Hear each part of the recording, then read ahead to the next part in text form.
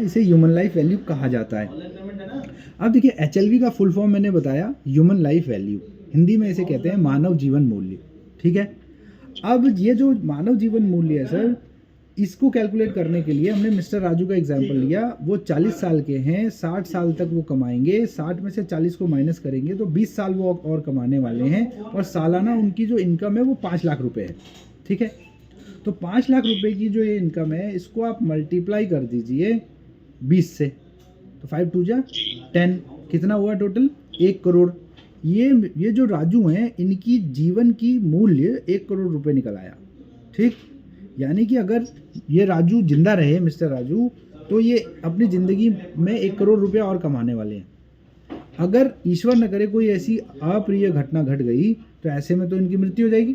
तो क्या होगा, परिवार में वो जो 1 करोड़ रुपया आने वाला था, वो अब आएगा क्या? नहीं।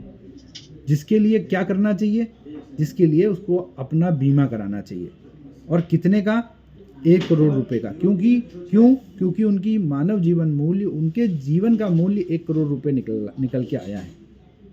वैसे तो सर इंसानी जीवन अनमोल है, वो तो हम मानते हैं, लेकिन फाइनेंस के टर्म में वो व्यक्ति कितना कमा रहा है इनकम के आधार पे, यानी कि वो कितना कमा रहे हैं, ये बहुत इंपॉर्टेंट हो जाता है सर। ठीक है सर, तो ये ध्यान रखिएगा, पहली चीज़। अच्छा, दूसरा, ह्यूमन लाइफ वैल्यू को अगर हम बात करते हैं कि ये किसने ये कैलकुलेशन निकाल करके दिया, किसने इसकी खोज की, उनका नाम था प्रोफेसर हुबनर। नाम याद रखिएगा, प्रोफेसर हुबनर।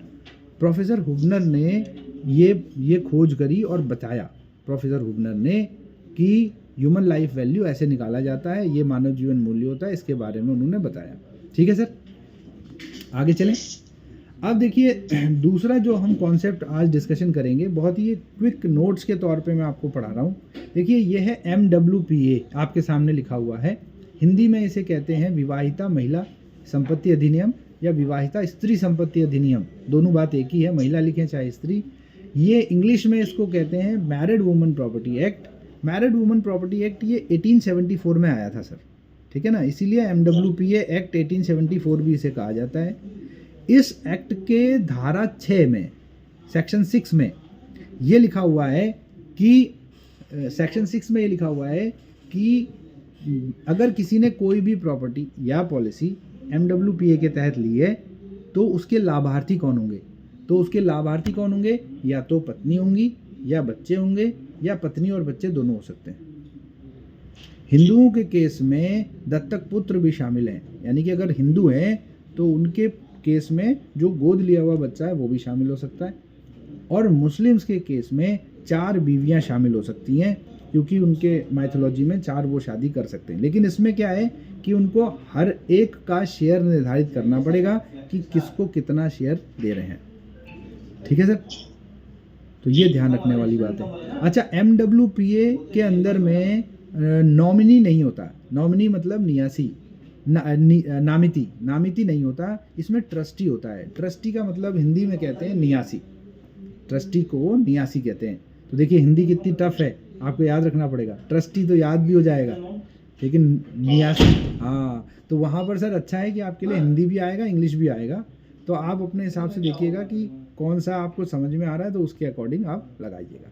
ठीक है सर, ठीक है। अब सर, अब आगे बढ़ते हैं, ये वाला कॉन्सेप्ट भी हमने देखा। अब एक नया कॉन्सेप्ट देखिए, उपभोक्ता संरक्षण। जैसे ट्रैवलिंग में है, और आप अगर देखेंगे तो बहुत सारे ऐसे उपभोक्ता होते होंगे जो कि सेटिस्फाई हो जाते होंगे, तो वो और लोगों को भी रिकमेंड करते होंगे। लेकिन कुछ डिससेटिस्फाइड हो जाते होंगे, तो जो डिससेटिस्फाइड हो जाते हैं तो उनकी शिकायतें होती हैं, तो वो शिकायत कर सकते हैं कहीं ना कहीं, है ना। तो वो शिकायत करते हैं उपभोक्ता संरक्षण में, जहां आपने सुना होगा जागो ग्राहक जागो, ये इसका नारा भी है। और उपभोक्ता संरक्षण को इंग्लिश में कहा जाता है कंज्यूमर फोरम। कंज्यूमर फोरम आपने नाम सुना होगा, कंज्यूमर फोरम, है ना, कंज्यूमर कोर्ट, तो उपभोक्ता फोरम। देखिए उपभोक्ता फोरम कितने प्रकार का है? 3 प्रकार का है सर, याद रखिएगा।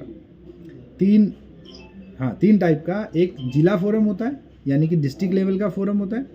एक राज्य फोरम होता है, और एक राष्ट्रीय फोरम होता है ना। डिस्ट्रिक्ट, स्टेट और नेशनल, ये 3 होते हैं। अब डिस्ट्रिक्ट फोरम का यहाँ पे जो लिखा हुआ है ये पुराना है, मैं आपको अपडेटेड बता देता हूँ। देखिए डिस्ट्रिक्ट फोरम का एक लिमिट होती है इसकी कि इतने लाख इतने तक की ही शिकायत सुन सकते हैं। तो 1 करोड़ तक की शिकायत डिस्ट्रिक्ट लेवल पे सुनी जाती है सर। 1 करोड़ तक की जो शिकायत है वो जिला उपभोक्ता फोरम में सुनी जाएगी। डिस्ट्रिक्ट कंज्यूमर हाँ में 1 करोड़ तक की शिकायत अगर किसी की है तो वो वहाँ शिकायत कर सकते हैं।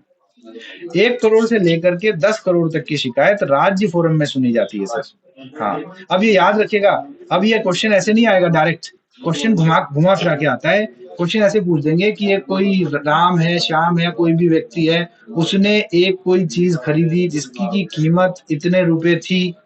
हाँ, तो जैसे मान लीजिए मैं कहता हूँ 5 करोड़ रुपए थी, तो ऐसी स्थिति में वो वह डिससेटिस्फाइड हुआ तो वो कौन से उपभोक्ता फोरम में शिकायत कर सकता है।